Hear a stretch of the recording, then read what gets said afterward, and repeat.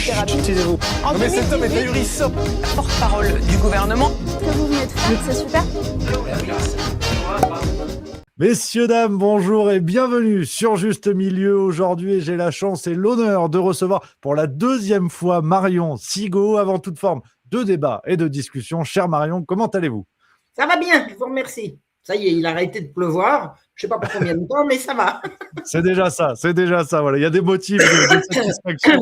Très content de vous recevoir à nouveau sur Juste Milieu. Aujourd'hui, avec vous, on va creuser encore des sujets très importants et parfois même un peu oubliés, voire passés sous silence, avec notamment le nouvel ordre sexuel, mais aussi ces réflexions qui nous amèneront vers la question de la démographie, qui est intrinsèquement liée à ce qui se passe aujourd'hui, on va dire, aux volontés gouvernementales d'influencer l'intimité des gens.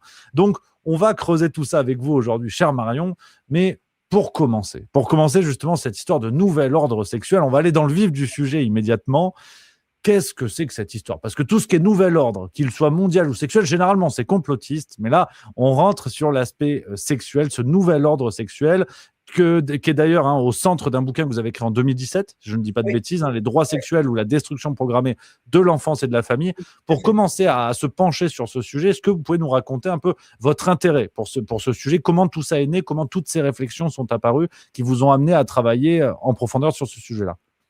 Moi, c'est la découverte par le plus grand des hasards, mais le hasard fait bien les choses, de la réalité de ce qu'on appelle la pédocriminalité. C'était sur le tard, j'avais passé 40 ans, je venais m'installer à la campagne pour réaliser le rêve de ma vie, et à peine arrivé là, un concours de circonstances a fait que je suis tombée sur une réalité dont je ne connaissais même pas le mot. On me disait pédophile, je ne savais pas ce que ça voulait dire. Enfin, je savais ce que ça voulait dire parce que je suis suffisamment lettré pour comprendre, mais je ne savais pas qu'il existait des gens et je suis rentrée dans cette réalité qui m'a littéralement terrifié. J'ai tiré sur le fil et il y a tout un tas d'horreurs qui ont dégringolé, et je me suis rendu compte que quand j'en parlais autour de moi, on me disait mais arrête, mais tais-toi, mais t'es dingue et tout. Bon, le temps a passé. À l'heure actuelle, non seulement l'actualité me donne raison sur le fait, mais sur la gravité et l'horreur du fait. C'est-à-dire que il est à présent avéré que vous avez des gens au niveau mondial qui enlèvent les enfants, qui en abusent, qui les torturent, qui les font disparaître. Enfin, il y a une pieuvre, il y a une espèce d'ogre mondial avec de multiples tentacules qui s'en prend aux enfants et à la famille. Donc c'est de fil en aiguille, à partir de mes recherches et de ma vie quotidienne à la campagne, que j'ai découvert la réalité de ce qu'on appelle la pédocriminalité. Donc, quand j'ai écrit ce livre en 2017, c'était sur les conseils à l'instigation de Jean-Michel Vernochet, qui m'a dit « Regarde Marion, regarde, est-ce que ça t'intéresse? Tu pourrais faire un livre là-dessus. » J'ai découvert qu'il y avait des instances internationales qui décrétaient qu'il y avait désormais des droits sexuels. Les instances internationales, c'est toujours les mêmes, c'est l'ONU, c'est l'OMS, c'est l'UNESCO, c'est l'UNICEF, c'est toutes les agences des Nations Unies qui ont participé à définir qu'on avait maintenant des droits sexuels. Droits sexuels, ça veut dire le droit de jouir. Mais qu'est-ce que le droit vient faire là-dedans? Qu'est-ce que le droit vient faire bon. Et j'ai découvert, à force de chercher, de farfouiller, l'existence d'une dame qui s'appelait Judith Reisman, qui est aujourd'hui décédée et qui a dénoncer l'imposture de ce que c'était que la révolution sexuelle. Elle dit la révolution sexuelle a été déclenchée dans le courant de la Seconde Guerre mondiale, et elle a éclaté au sortir de la Seconde Guerre mondiale, au moment où a été publié le rapport Kinsey. Alfred Kinsey est un grand scientifique mondialement reconnu qui a découvert que, entre autres, les enfants sont sexuels dès la naissance. Les enfants ont droit sexuelle dès la naissance, c'est-à-dire s'ils ont une activité potentiellement une activité sexuelle dès la naissance, tout va être bouleversé. On va pouvoir leur parler sexe, on va pouvoir leur enseigner le sexe. Et Reisman a découvert que ce qui était non seulement un imposteur, mais un grand criminel qui avait été financé par l'Institut Rockefeller, protégé par la CIA pour renverser l'ordre mondial. Alors ça s'appelle un complot, je suis désolé s'il y a des gens que ça dérange. Un complot, ce sont des gens qui se mettent ensemble le plus possible en secret pour obtenir pour atteindre un objectif. Ça s'appelle un complot. Si c'est pas un complot, c'est quoi? Voilà. Bon, il n'y a aucun problème. Alors, de là à dire que je suis ceci ou cela, complotiste ou autre chose, moi, ce que je suis, c'est moi qui le définis, et j'aime pas qu'on me définisse sur une étiquette qu'on me balance. En général, de dire à quelqu'un, vous êtes complotiste, c'est un rayon paralysant, c'est comme vous êtes antisémite ou homophobe, ce sont des trucs qu'on balance sur la figure des gens pour les faire taire. Moi, pour l'instant, on n'a pas encore réussi à me faire taire, puis c'est c'est trop tard. Maintenant, j'ai trop balancé le truc. J'ai quand même dit l'essentiel. Donc, c'est un peu trop tard pour empêcher mes découvertes de circuler. Donc, j'ai suivi les travaux de Judith Reisman que j'ai rencontrée et avec laquelle je suis devenue amie. On est devenus très, très intimes jusqu'au dernier mois de son existence. Et elle, ce qu'elle a découvert, c'est que ce qu'on appelle la sexualité des enfants, c'est le fruit d'expériences absolument terrifiantes de petits-enfants. Alors, toute l'histoire, il y a 2 livres que j'ai écrits, que je publie, un que j'ai écrit moi-même qui s'appelle Sexologie et mensonges, et un que j'ai publié dans ma collection dans ma collection de book édition qui s'appelle Réhistoire pour tous, qui est le dernier opus de Judith Reisman, c'est-à-dire son dernier travail qu'elle m'a donné en me disant vas-y sur la francophonie, et j'ai signé un contrat avec l'Institut Reisman qui m'a donné l'autorisation de le publier sous ma bannière. Je l'ai préfacé et postfacé. Donc les travaux de Judith Reisman montrent l'étendue de l'imposture criminelle de ce qu'a été de cette révolution sexuelle. Donc Kinsey, c'était un type qui n'avait rien à voir avec la sexualité humaine, c'était un observateur de guêpes, ce qu'on appelait les guêpes à Galles, G-A-2-L-E-S.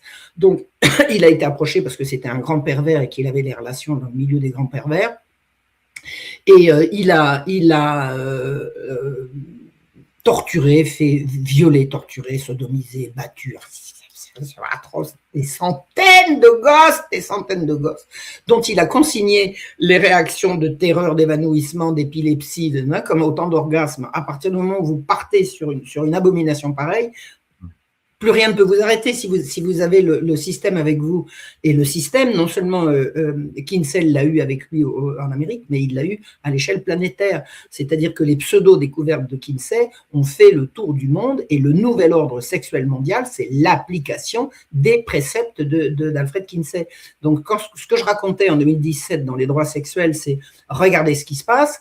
Maintenant, on va estimer que les pouvoirs publics vont avoir un droit d'ingérence dans l'intimité des familles, et le droit sexuel, le droit de jouir, alors ça implique quoi? Ça implique le droit d'avoir accès à la pornographie, ça implique le droit de changer de sexe, ça implique toutes les horreurs, le droit comment dire, la promotion de l'homosexualité comme une option tout à fait normale et naturelle, alors que l'homosexualité a, depuis que le monde est monde, existé et été à la marge. Voilà qu'on la met sur le devant de la scène, ce qui n'a jamais été le cas avant. Il y a toujours eu des homosexuels. Moi qui fais de l'histoire, je peux vous dire qui était homosexuel à la cour d'Henri IV, à la cour de Louis XIII, à la cour de Louis XIV, à la cour de Louis XVI. Tout le monde l'a toujours su. Ça n'a jamais posé de problème. Puis voilà que maintenant, c'est devenu quasi obligatoire. Et je veux dire, ça a toujours été à la marge. Donc, il y a un renversement intégral de tout ce qui faisait on peut dire la norme, parce que oui, on peut dire la norme, mais surtout ce qui était communément admis comme raisonnable. Et maintenant, tout ce qui était communément admis comme raisonnable devient déraisonnable, et on vous promeut ceci, on vous promeut cela. Alors, la pire des dingueries, c'est le changement de sexe. Hallucinant. On fait croire à des gosses qui peuvent changer de sexe. J'ai même entendu des gosses qui disent ah ben si, tu peux devenir un garçon, tu sais, tu prends une pilule et hop, voyons. Voilà. Donc la révolution sexuelle qui était derrière, alors moi je vous ai dit aux finances, c'était l'Institut Rockefeller, ce que Judith raconte dans son livre Kinsey, Rockefeller, CIA. Depuis 2017, voilà ce que je racontais dans le livre qui raconte que toutes les normes vont être changées, il y a eu depuis, quand j'ai écrit le livre en 2017, je racontais qu'il y avait des femmes en Angleterre, la mainmise des services sociaux sur les familles, parce qu'au bout du compte, le nouvel ordre sexuel mondial, il fait que les pouvoirs publics vont entrer dans l'intimité des familles et vont véritablement semer la terreur.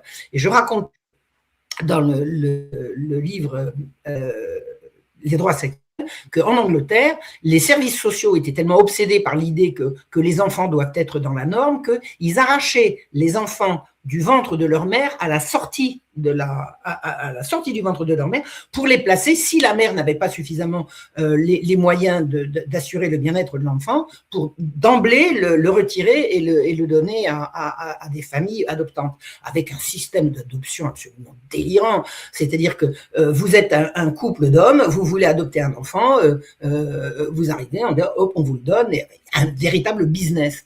Et je disais, en 2017, il y a des bateaux de femmes enceintes qui traversent la Manche pour que les femmes viennent accoucher en France, pour pas qu'on leur pique leurs enfants. Eh ben, c'est trop tard. Maintenant, c'est partout en France. Alors, je dis pas qu'en France, pour le moment, on a commencé à prendre les enfants à la sortie du ventre de leur mère, mais la rafle par les services sociaux des enfants aux familles nécessiteuses, on leur rapte leurs enfants au lieu de les aider si elles ont des difficultés avec eux, c'est devenu épidémique. Maintenant, il y a un véritable problème de société. J'ai rencontré beaucoup de ces mères et de ces pères. J'ai rencontré des pères qui se battent pour pouvoir récupérer leurs enfants. C'est un véritable problème de société et c'est directement lié.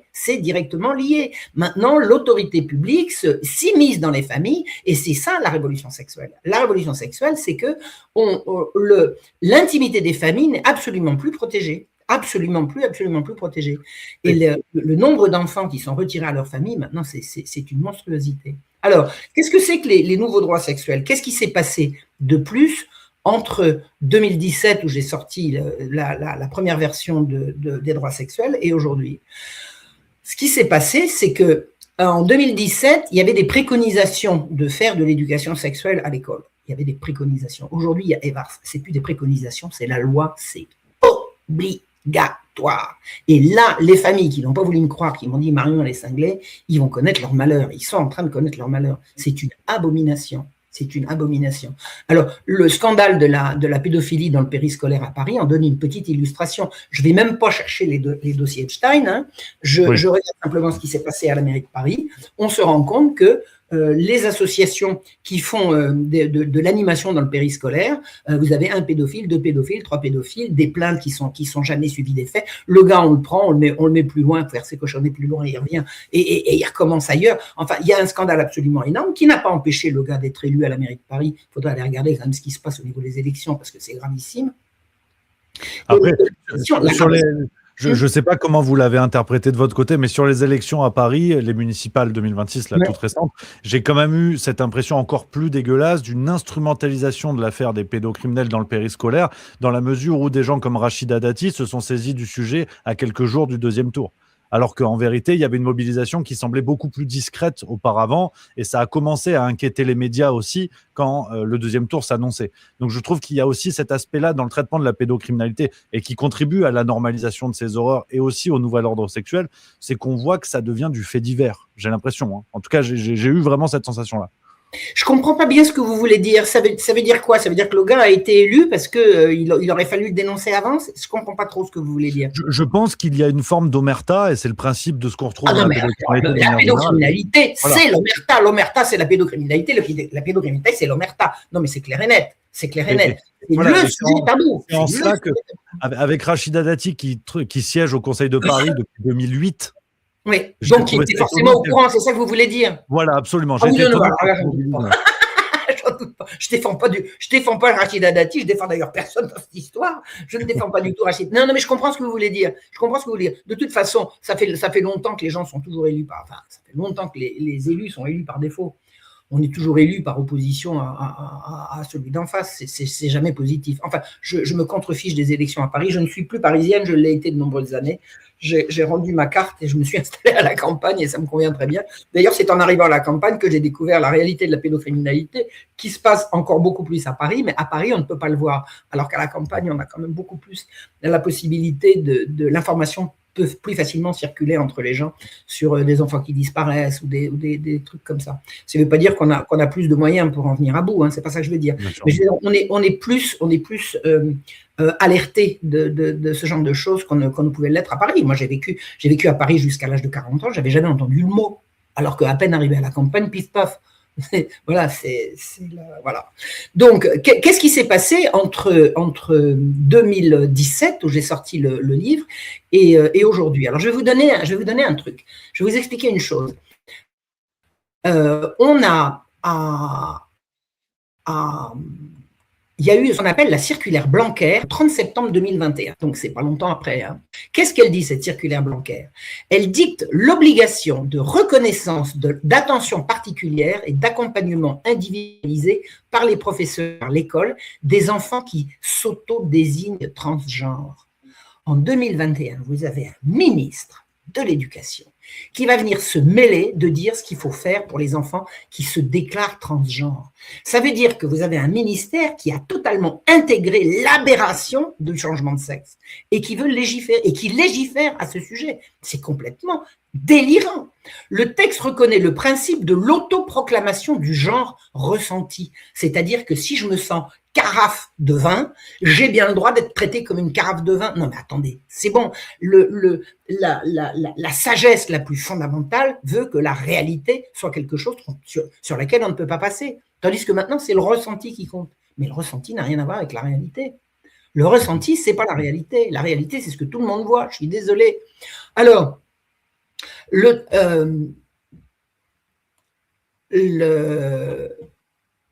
qu'est-ce qu'il dit? Il demande que les situations d'apprentissage sur l'identité transgenre soient mises en place dès la maternelle. Une circulaire pour ça. Alors que bon, là, on va dire les choses une bonne fois. Personne n'a jamais changé de sexe. Le sexe, c'est ce qui est attribué au moment de la conception. On est mâle ou femelle, ce sont les chromosomes qui le déterminent, et jamais personne n'a changé de sexe. Donc, changer de sexe, à partir de son ressenti, c'est changer d'apparence, uniquement d'apparence. Voilà. Donc, dès la maternelle, on va faire rentrer dans le crâne des gosses que, ah oui, t'es un garçon, t'es un garçon, t'es une fille, t'es sûr que t'es sûr. Et il demande que les enseignants reconnaissent et appliquent l'identité de genre ressentie par l'élève en adoptant son nouveau prénom notamment.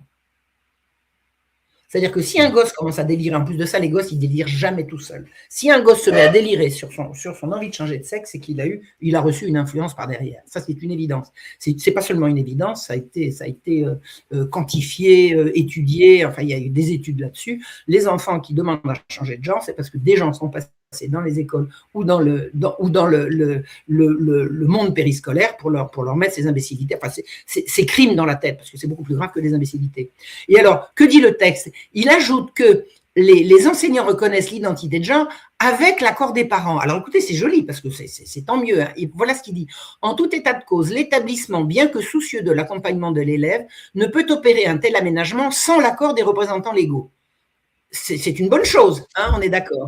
L'exercice de l'autorité parentale qui recouvre un ensemble de droits et de devoirs ayant pour finalité l'intérêt de l'enfant ne saurait être remis en cause. Ah ben nous voilà rassurés. Donc déjà on dit si les parents ne sont pas d'accord, maintenant il peut y avoir des parents délirants et l'autorité est quand même là pour protéger les enfants si les parents délirent. Mais tenez-vous bien, l'article 371 du Code civil du 12 juillet 2019, c'est-à-dire pas longtemps après, dit « L'autorité parentale est un ensemble de droits et de devoirs ayant pour finalité l'intérêt de l'enfant. » Jusqu'à présent, tout va bien. Elle appartient aux parents jusqu'à la majorité ou l'émancipation de l'enfant pour le protéger dans sa sécurité, sa santé et sa moralité, pour assurer son éducation et permettre son développement dans le respect dû à sa personne. C'est quoi cette nouvelle notion? C'est quoi cette restriction? Dans le respect dû à sa personne. L'autorité parentale s'exerce sans violence physique ou psychologique. Ça veut dire quoi? Ça veut dire qu'un parent digne de ce nom n'exerce ni violence physique, c'est-à-dire ni fessée, ni baffe, ni rien du tout. Moi, je ne suis pas pour la fessée, pour les baffes, mais enfin, il faut quand même raison garder et remettre les choses dans leur juste proportion. C'est pas parce que mon père m'a fichu des baffes qu'il m'a fait du mal, il m'a fait du mal de beaucoup d'autres manières. Et pas de violence psychologique. Attendez, la violence psychologique, c'est quoi? Quand je dis non à mon gamin ou à ma gamine, je lui exerce bien une violence psychologique, oui ou non? C'est-à-dire qu'on n'a plus le droit de s'opposer à ses enfants? Ça veut dire quoi? Je cite, les parents associent l'enfant aux décisions qui le concernent selon son âge et son degré de maturité. Les parents associent l'enfant aux décisions qui le concernent. Et selon son âge, mais quel âge? De quel âge on parle? C'est pas déterminé, là. Et si les parents ne sont pas d'accord, qui est-ce qui fait la loi, là? Qui est-ce qui fait la loi dans la famille?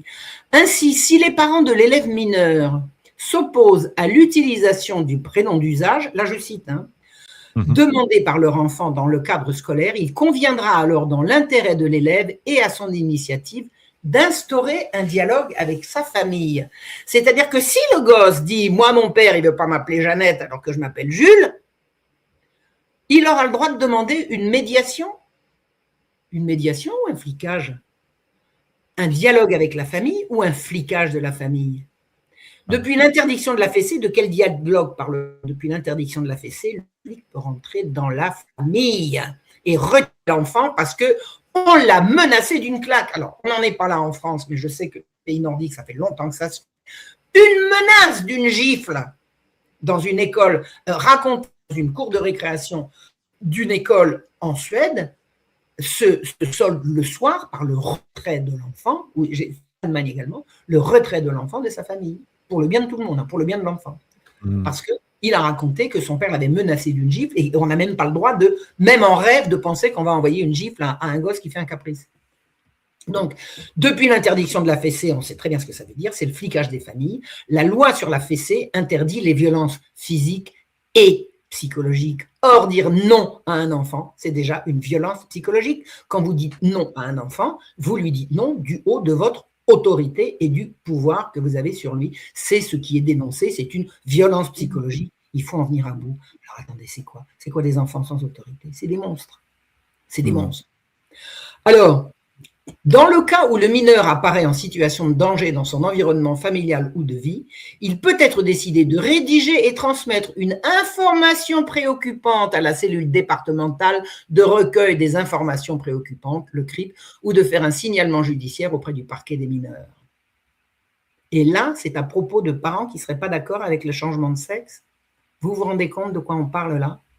En fait, c'est la procédure en application depuis des années pour retirer des enfants à leurs parents et les confier à des familles d'accueil. C'est le drame des dizaines de milliers de victimes de placements abusifs. Là, on a des ministres qui vous font des lois pour mettre en place qu'on va pouvoir retirer légalement les enfants aux parents si les parents ne sont pas d'accord avec les délires qui sont en cours en termes de sexualité. Enfin, je veux dire, c'est complètement délirant. C'est un drame à l'échelle nationale et on a trouvé de nouveaux arguments pour briser les familles avec cette circulaire. Donc, la nouveauté depuis la publication des droits sexuels, c'est ça. À présent, en France, on arrache par milliers les enfants aux parents si les parents ne sont pas d'accord avec cette révolution sexuelle. Les priorités du ministre suivant Pape Ndiaye, nommé à l'Éducation nationale par Macron le 20 mai 2022, à la suite de Blanquer. Il dit « Un rapport de l'inspection générale remarque que la loi d'éducation à la sexualité est mal appliquée. » Vous savez pourquoi elle est mal appliquée? Parce que les gens résistent. Ah, elle est mal appliquée, donc il va falloir prendre de nouvelles mesures pour que la loi s'applique. Pourquoi est-ce que la loi est mal appliquée? On préconise des cours d'éducation sexuelle et ils n'ont pas lieu absolument partout. Ben maintenant, on va les rendre obligatoires. Ça ne va plus être une préconisation, ça va être la règle, ça va être la loi, ça va être l'obligation. Et ils rappellent qu'il faut réagir pour des objectifs de santé publique.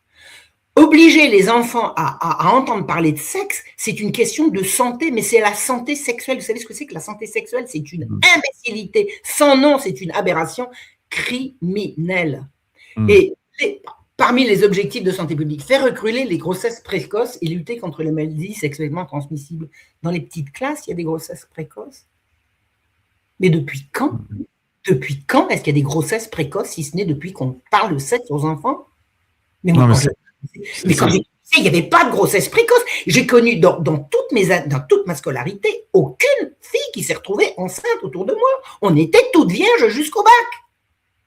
Et maintenant, à partir de 11 ans, il faut leur expliquer que si elles font ci, font ça, elles risquent d'attraper des maladies sexuellement transmissibles. Mais si les enfants jouaient à des jeux de leur âge, ils n'auraient pas ces problèmes-là. C'est complètement aberrant. C'est effectivement complètement fou Oui. ce que vous dites là, et preuve à l'appui, élément à l'appui. Et quels sont les retours? C'est la question que j'allais vous poser. Vous l'avez évoqué sur le terrain, de la résistance de beaucoup de personnes face à tout ça. Quels sont les retours que vous avez sur le terrain de parents, de gens autour de vous? Comment c'est reçu? Parce qu'on C'est parle le souvent désarroi de quand les parents prennent conscience de ce qu'on raconte, parce que ces cours d'éducation sexuelle maintenant, alors ils ont été préconisés par le fondateur de Playboy, Hugh Hefner. C'est lui qui a inventé le siecus qui fait maintenant école sur la terre entière. Il est un adepte de Kinsey. Kinsey dit les enfants sont sexuels dès la naissance, donc il faut leur apprendre le sexe dès la naissance. Tout ça, c'est rentré dans toutes les agences des Nations Unies. C'est rentré absolument partout. Moi, quand je racontais ça, on me disait, mais enfin, t'exagères. Puis maintenant, les gens se rendent bien compte de ça. Je veux dire, les gosses qui rentrent, il y a des gosses qui rentrent de l'école en larmes. Et les parents, ils peuvent faire quoi? Ils peuvent faire individuellement rien. S'ils se heurtent à l'administration, on va leur enlever leurs enfants. Si vous protestez, on vous les enlève. Vous vous rendez compte, les parents sont paralysés. Je ne vois pas d'autre solution, et je ne suis pas juriste, malheureusement. Non, on peut pas être tout. Moi, je suis historienne, je ne suis pas juriste. On ne peut rien individuellement, collectivement, il faut faire sauter ces verrous, il faut envoyer en prison ces services sociaux criminels. Je ne dis pas que tous les services sociaux sont criminels, mais les criminels sont dans le cadre des services sociaux, ils sont au cœur des services sociaux, il faut les envoyer en prison. Il y a détournement de mineurs, il y a abus, il y a attentat à la pudeur en permanence. Il reste des lois en France contre l'attentat à la pudeur, et ces règles, ces lois sont sans arrêt violées par toutes les incursions d'éducation sexuelle à l'école qui violent les gosses. C'est du psychique, c'est absolument abominable ce qui se passe. Et qu'est-ce que les parents peuvent faire individuellement? Rien. Collectivement, tout. C'est maintenant que ça se joue. Il faut absolument que les parents se rejoignent. Alors, il y en a beaucoup. Je ne suis pas en train de donner des leçons. Je constate, il y a les mamans louves, il y a énormément d'associations. Vraiment, il y a énormément d'associations. Mais quand vous avez rejoint une association, puis vous avez des services sociaux qui commencent à tourner autour et puis qui vous font comprendre que si vous ne la bouclez pas, on va vous prendre votre petit. Moi, j'ai un ami qui est avocat, on lui a pris son gosse. Il est avocat. Vous savez, j'ai étudié le cas des services sociaux criminels dans l'histoire. Au XVIIIe siècle, j'ai étudié la façon de faire de l'hôpital général, qui était l'ancêtre des services sociaux actuels. Ils prenaient les enfants des pauvres. Aujourd'hui, ils prennent les enfants tout court. C'est plus les enfants des pauvres, maintenant c'est les enfants tout court. Moi, mon ami à qui on a pris son gosse, il est avocat, c'est pas un miséreux dans la campagne reculée à qui on va prendre son gosse en se disant qu'il ne protestera pas. C'est maintenant à tous les niveaux qu'on enlève les enfants des gens qui résistent. C'est d'ailleurs un moyen de pression.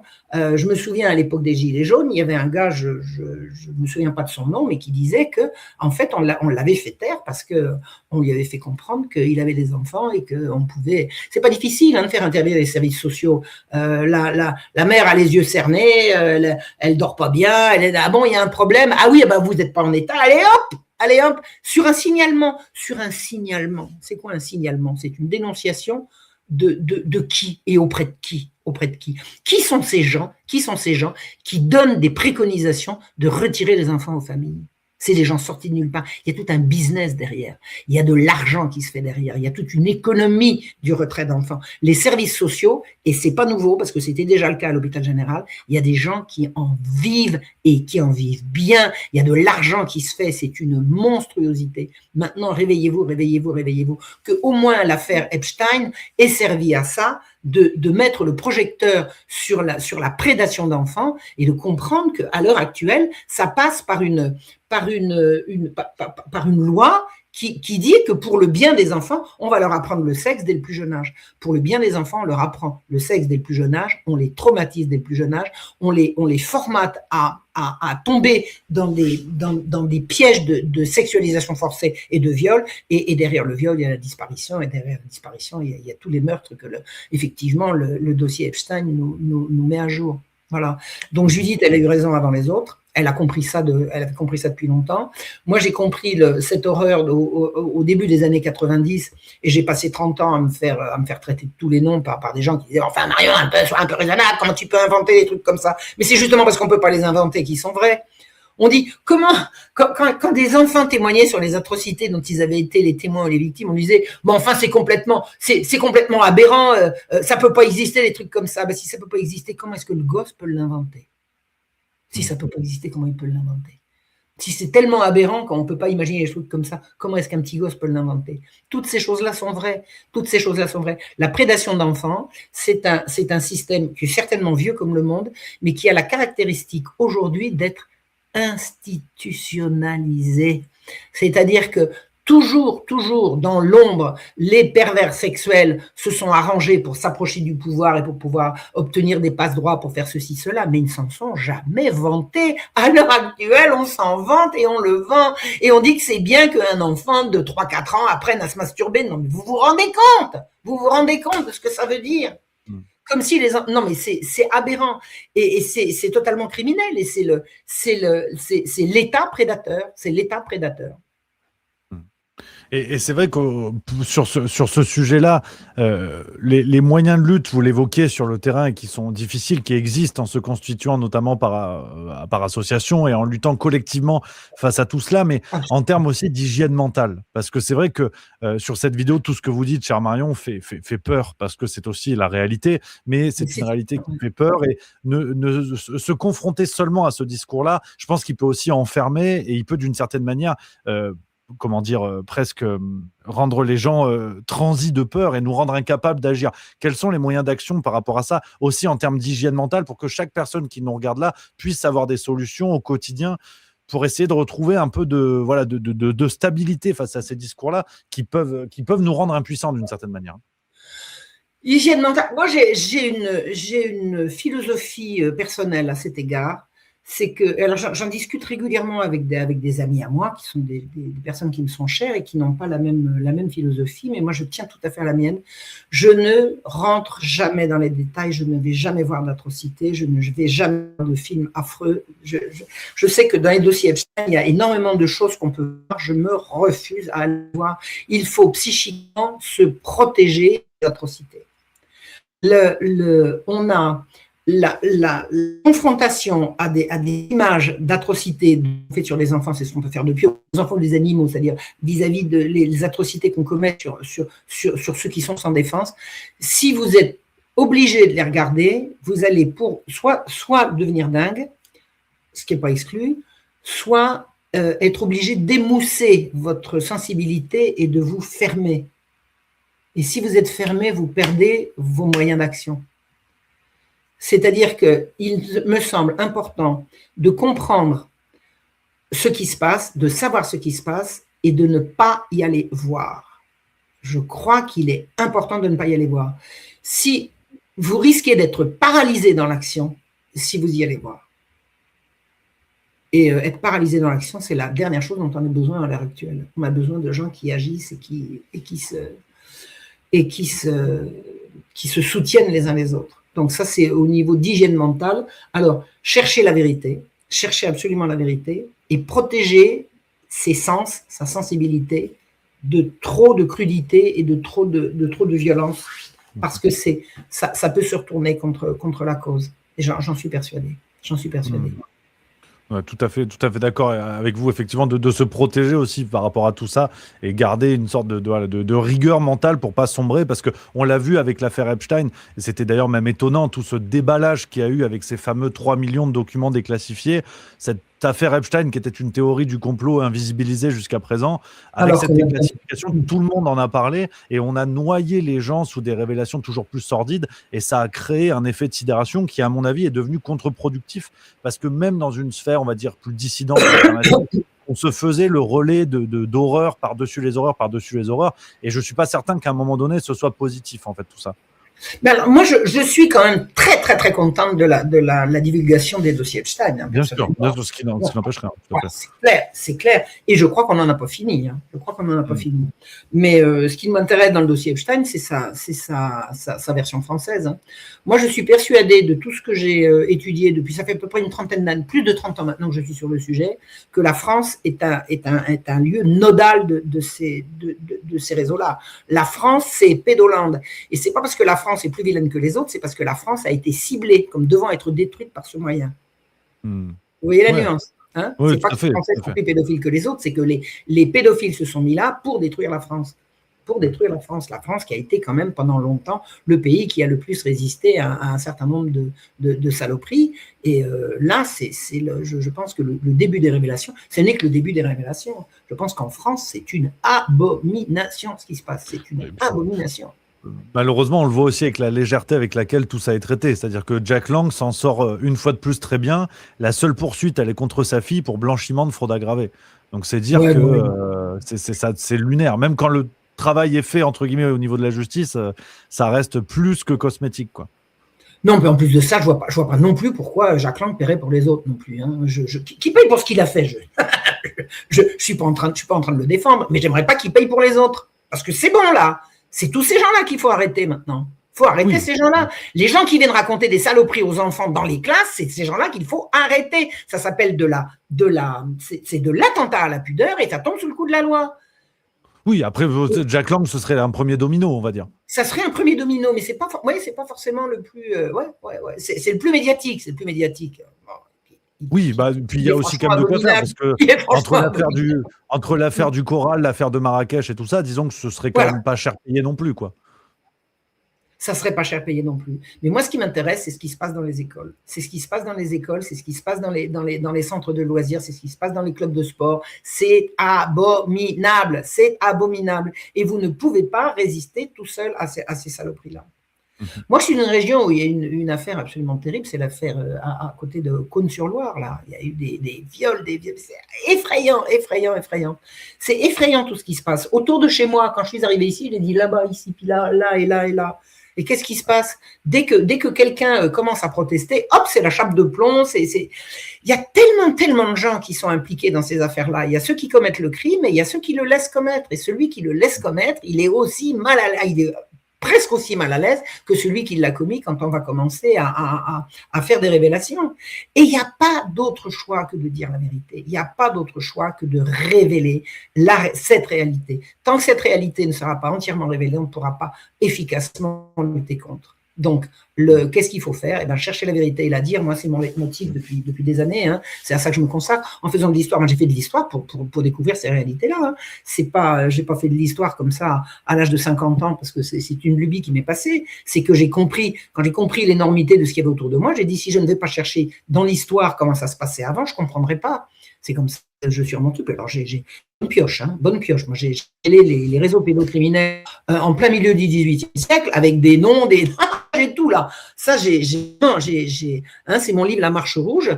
La Marche Rouge, j'ai découvert qui et comment faisait du trafic d'enfants pauvres pour des pédocriminels. Avec les preuves, tout, machin, les témoignages, tout. C'est pour ça que la presse s'est empêchée de ne pas en parler. Hein, ça, parce que comme Marion Sigaud écrit un livre, tout le monde se précipite pour surtout n'en rien dire. Mais bon, maintenant que j'ai ma collection Réhistoire pour tous sur Book Édition, bah, je peux recommencer à distribuer ces choses-là. Et je vous assure, quand on tire sur le fil, on trouve. Hein. Trouver la vérité, c'est une question d'effort et de rigueur. Hein. On finit toujours par la trouver, la vérité. Et justement, vous nous parlez de vos ouvrages, mais dites-nous un peu, voilà, pour arriver gentiment vers la fin de cette vidéo, quelle est votre actualité en termes d'ouvrages? Est-ce que vous avez des nouveautés ou les ouvrages qui sont plus que jamais d'actualité, vu les sujets que vous traitez? Dites-nous un peu où est-ce qu'on peut poursuivre les réflexions avec vous. Alors, le dernier livre que j'ai écrit en version originale, c'est Sexologie et mensonges, le combat de Judith Reisman, dans lequel je raconte la jeunesse du combat de Judith Reisman, la jeunesse de sa famille, d'elle, son passé, ses parents, ses grands-parents, voilà, et jusqu'à sa mort. Et alors notre rencontre à toutes les deux, et surtout, je fais un historique de ce que c'est que la sexologie, notamment en France. Et là, je dénonce vraiment les salopards et les menteurs. Vous avez en France un aréopage de francs-maçons qui se réclamaient de la franc-maçonnerie, hein, qui ont réhabilité Gilles de Rais, qui est le plus abominable pédocriminel de notre histoire. Ils l'ont réhabilité parce que c'est l'Église qui l'a condamné, donc il était forcément innocent. Non mais attendez, et vous savez qui était à la tête de ce comité de réhabilitation? Pierre Simon, le Kinsey français. Non, mais c'est alors vraiment dans ce livre, non seulement je raconte le combat de Judith Reisman, mais je taille des croupières à toute cette gens progressiste française là. Ils en prennent plein la figure. Plein la figure. Voilà. Donc ça, c'est mon dernier livre original. Le livre de Judith Reisman que j'ai largement contribué à traduire, il circulait sur la toile et maintenant il est sous forme de livre. Donc il est dans ma collection Réhistoire pour tous. Et sinon, Réhistoire pour tous, c'est la réédition de tout ce qui était précédemment publié ailleurs. Il y a eu publié chez Contre-Culture, il y a eu publié aux éditions de l'Atelier. Je reprends un à un tous mes livres que j'actualise autant que nécessaire.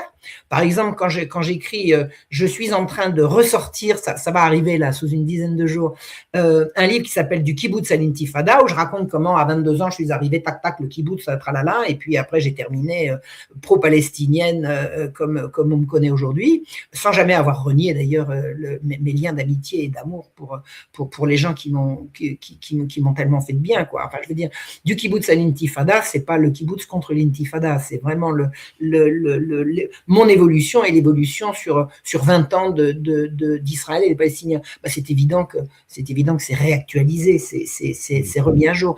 J'ai republié également Mansour Kardosh, qui est un des tout premiers militants palestiniens arabe-israélien, comment j'ai appelé ce livre dans cette nouvelle version? Palestinien chrétien, arabe et israélien, Mansour Kardosh. Voilà. Un monsieur qui est né à Nazareth sous le mandat britannique et qui est mort avec son pays. Il faut aller découvrir ça, il faut aller savoir ce que c'est que les Arabes israéliens. Vous avez à l'intérieur même d'Israël 1 million d'Arabes qui ont la citoyenneté israélienne et qui sont palestiniens. Vous le saviez ça? Vous saviez ça? Vous savez que les Palestiniens à droite et à gauche, vous ne saviez pas qu'il y en avait au milieu. Ben, ça, je le raconte. Et le livre, je viens de le ressortir, pareil, actualisé. J'ai ressorti aussi Libre femme de Palestine, qui est une ode à la résistance de femmes palestiniennes démunies de tout, qui vont apporter la santé et le bien-être dans des lieux reculés. Et ce livre est un hommage vibrant à une collaboration étonnante entre juifs entre juifs, musulmans et chrétiens sur le terrain de la santé des plus pauvres. J'en ai pleuré en réécrivant, j'en ai vraiment pleuré.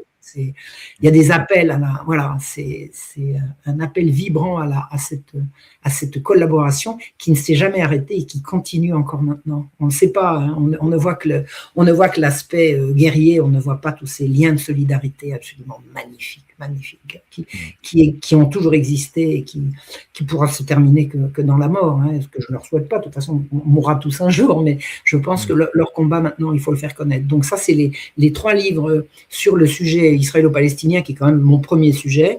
Ensuite, alors j'ai republié La Marche rouge, j'ai réédité Le tournant de la Régence, qui est un très chouette bouquin, j'ai beaucoup aimé.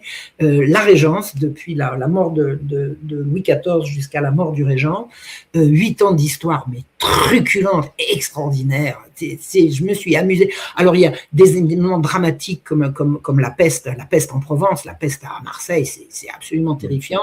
Vous avez toutes les rigolades et les coups invraisemblables du Régent et de son alter ego, le cardinal Dubois. C'est vraiment, il y a des trucs, c'est absolument truculent. Et les faits divers de l'époque, l'incendie du Petit Pont, une évocation des premiers trafics d'enfants, de la première révélation des trafics d'enfants. Le trafic d'enfants, ça a toujours existé. La première révélation des trafics d'enfants en haut lieu. Comment on a découvert et comment on a tout fait et comment on a quand même déclenché des manifestations et tout. Le tournant de la Régence, c'est un bouquin que j'ai adoré écrire et j'ai beaucoup pleuré en l'écrivant, mais j'ai beaucoup rigolé aussi et il y a vraiment matière. Qu'est-ce que j'ai republié d'autre? Alors j'avais publié en son temps La chasse aux sorcières et l'Inquisition, et en le republiant, j'ai été obligée de changer le titre, parce que c'était pas une chasse et c'était pas des sorcières. Alors j'ai été obligée de dire, le tournant de la Régence, c'est un bouquin que j'ai adoré écrire et qui les procès en sorcellerie et l'Inquisition, et je vous laisse découvrir la suite. Pourquoi j'ai été obligé de changer le titre? Parce que quand on sait ce qu'on sait, on ne dit pas qu'il y a eu une chasse aux sorcières, alors que c'est pas vrai, c'est autre chose. Je n'ai pas dit qu'il n'y avait rien eu, mais c'était autre chose. Et je donne les chiffres, les dates, les machins, les sources et tout et tout. J'aime beaucoup ce petit bouquin aussi. Voilà. On regardera tout ça en détail pour vous suivre, pour suivre les réflexions avec vous. Cher Marion, un immense merci d'avoir été de retour sur Juste Milieu. À très vite. Bravo Juste Milieu. Bravo Rémi. Merci. Au revoir. Merci beaucoup. Merci à tous. Et puis, chers spectateurs, vous le savez, on va se retrouver bientôt pour de nouvelles vidéos. En attendant, bien sûr, prenez soin de vous. À très bientôt. Voilà.